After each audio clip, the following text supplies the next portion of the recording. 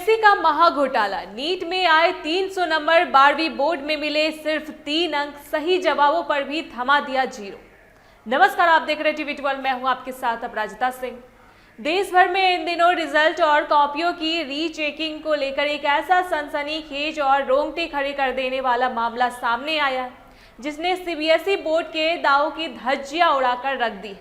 जरा सोचिए, जिस छात्रा की काबिलियत इतनी कड़क है कि उसने देश की सबसे कठिन मानी वाली नीट परीक्षा के बायोलॉजी सेक्शन में 360 में से पूरे 300 नंबर लाकर इतिहास रच दिया, उसी होनहार छात्रा को सीबीएसई ने 12वीं बोर्ड के बायोलॉजी के पेपर में 70 में से महज 3 नंबर देकर फेल होने की कगार पर लाकर खड़ा कर दिया। जी हाँ, यह कोई फिल्मी कहानी नहीं, बल्कि बिहार की रहने वाली एक छात्रा के साथ हुआ वो कड़वा सच है, जिसने सीबीएसई के डिजिटल इवोल्यूशन यानी OSM सिस्टम की पोल खोलकर रख दी है। इस हैरान कर देने वाली गड़बड़ी के सामने आने के बाद से पूरे देश के छात्रों और अभिभावकों में भयंकर कोहराम मचा हुआ है। यह पूरा मामला बिहार के दरभंगा की रहने वाली छात्रा मानसी झा का है। मानसी के पिता पंकज कुमार ने जब अपनी बेटी का रिजल्ट देखा तो उनके पैरों तले जमीन खिसक गई। जिस बेटी की तैयारी इतनी धांसू थी कि वो डॉक्टर बनने की दहलीज पर खड़ी है, उसे बोर्ड परीक्षा में सिर्फ 3 नंबर मिले थे। परिवार को इस रिजल्ट पर बिल्कुल भी भरोसा नहीं हुआ, जिसके बाद मानसी ने 19 मई को सीबीएसई के पास अपनी उत्तर पुस्तिका की डिजिटल स्कैन कॉपी के लिए अप्लाई किया। तमाम ईमेल भेजने और शिक्षा मंत्रालय के दफ्तरों में फोन खटखटाने के बाद आखिरकार 29 मई को जब उन्हें बेटी की कॉपी मिली तो उसे देखकर उनके होश उड़ गए। जब इस डिजिटल कॉपी को ध्यान से खंगाला गया तो पता चला कि पेपर में आए 16 MCQ यानी बहुविकल्पीय सवालों में से मानसी के पूरे 9 जवाब बिल्कुल सही थे, लेकिन कंप्यूटर बाबा या कॉपी जांचने वाले उसे सिर्फ 3 नंबर दिए और बाकी के सही जवाबों के आगे भी बड़े बड़े जीरो टांग दिए। सोचिए, इतनी बड़ी और लापरवाह गड़बड़ी के बाद भी मानसी के कुल नंबर 64% बन रहे हैं, जबकि अगर इस कॉपी को सही से जांचा जाता तो सिर्फ बायोलॉजी में ही उसके 40 से ज़्यादा नंबर आने तय थे।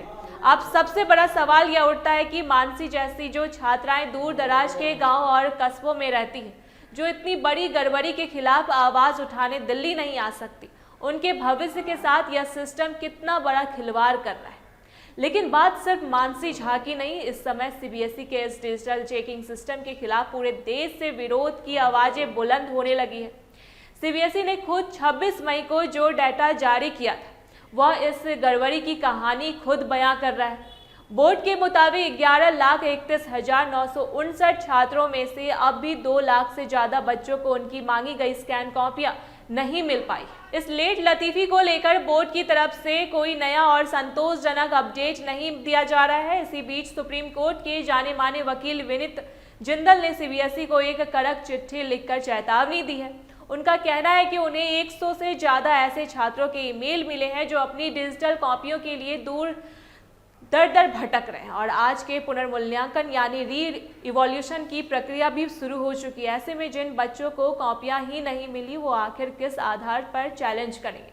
इस महाधपली के बीच दिल्ली के एक और छात्र मोक्ष यादव का मामला भी कोर्ट कचहरी तक पहुंच गया है। मोक्ष का दावा तो और भी ज़्यादा सनसनीखेज है। उसका कहना है कि उसे जो अंग्रेजी की कॉपी की PDF दी गई, उसमें उसकी लिखावट यानी हैंड राइटिंग ही बदली हुई है।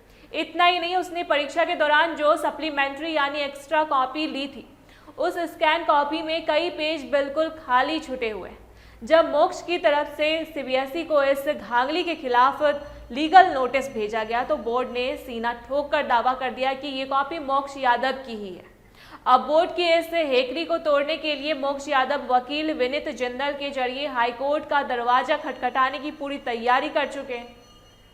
कुल मिलाकर देखें तो सीबीएसई का यह डिजिटल चेकिंग सिस्टम अब सवालों के घेरे में और देश के लाखों छात्रों का भविष्य दांव पर लगा हुआ है। इस पर आपकी क्या राय है? आप हमें कमेंट सेक्शन में जरूर बताएं अपनी राय और देखते रहिए टीवी 12। धन्यवाद।